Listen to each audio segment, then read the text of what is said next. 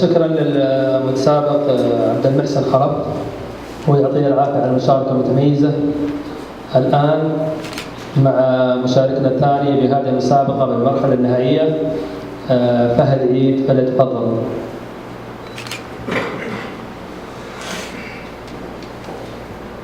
السلام عليكم ورحمة الله وبركاته. مساكم الله خير جميعا. تفضل.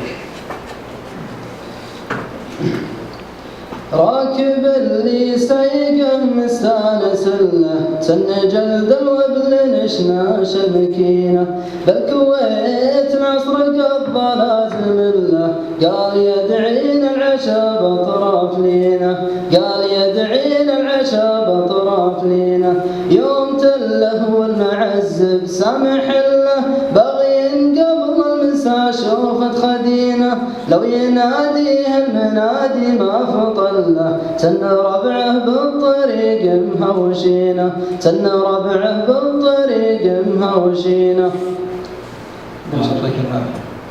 كم المشاركة الثانية. ين شماء وصاتي وداعه، اشتروا ردات المنية، واشتروا من بهاسم ساعة، لا تحط الفشاق بالردية، لا تحط الفشاق بالردية، حافظين سنين الساعة، ساعة صاح راع الحمية، لعنبوا من شراها وباعه، يوم زادت عنان الفمية، يوم زادت عنان الفمية. المشاركة الثالثة.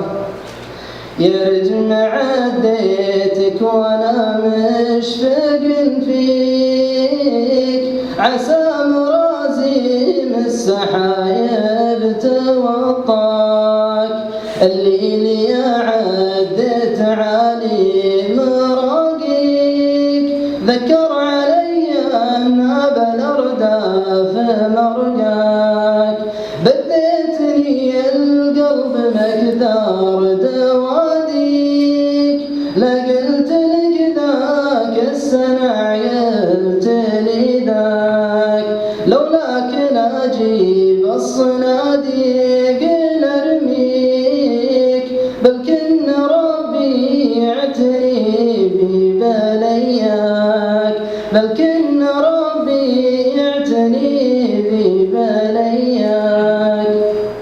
الله يعطيك العافية. الله يعافيك. يعطيك العافية والله أبدعت. الله يعافيك. هذا إن شاء الله توفيق. الله يسلمك. الله يسلمك. وإياك إن شاء الله جميل. مساك الله بالخير يا فندم. النور والسرور. الله وجيهكم.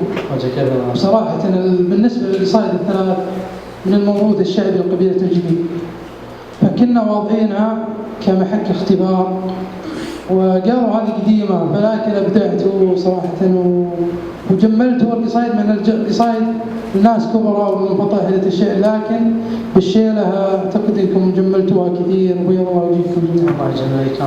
بارك التوفيق إن شاء الله. الله يجزاك خير. فهد الله يعطيك العافية. بالنسبة للانتقاد، المرحلة هذه صعب الانتقاد فيها لأنك معدي مرحلتين، بعضهم يستغرب يعني ما في انتقاد الليل. أنت أكيد أنك حاسب حسابك وما شاء الله يعني أنا بالنسبة لأكثر الأعضاء يمكن يقول حتى الجمهور يقول ما ينتقدون. الانتقاد على اللي بالمرحلة الأولى ممكن أنتقده، مع أن الليلة طبعا الشيلات ما كانت نفس الاختبار الأول. الاختبار الأول تجيني سامع شيلة وتقلده قدامي، انتقدك على خامة صوتك. الليلة جبت كلمات ما حد شالها أول، والحين جبتها من عندك أنت جبتها من عندك، وكلهم جابوا من عندك. الصراحة طبقتني. الله يعافيك. الله يعافيك الجميع إن شاء الله. بسم الله الرحمن الرحيم. الله يعطيك العافية يا أبو عيد. الله يعافيك. وفعلا جبت لحن طيب. طيب أعمالك الجميع إن شاء الله. بالنسبة للقصيدة الأولى عز الله أتقنتها، والثاني كلها على مستوى يعني رفيع. وأنا والله هنيت، وأنا والله جيت اختبارنا. تذكار الصف بيض الله وجهك. وجهك كريم ان شاء الله. يعطيك العافية. الله يعافيك ويسلمك. عسى الله يوفقك. صوتك جميل مثل ما الله قالوا الإخوان. قصيدة الأولى أبدعت فيها إبداع. القصائد الثانية لا بأس في ألحانها، لو إني أدري في ألحان أجمل منها،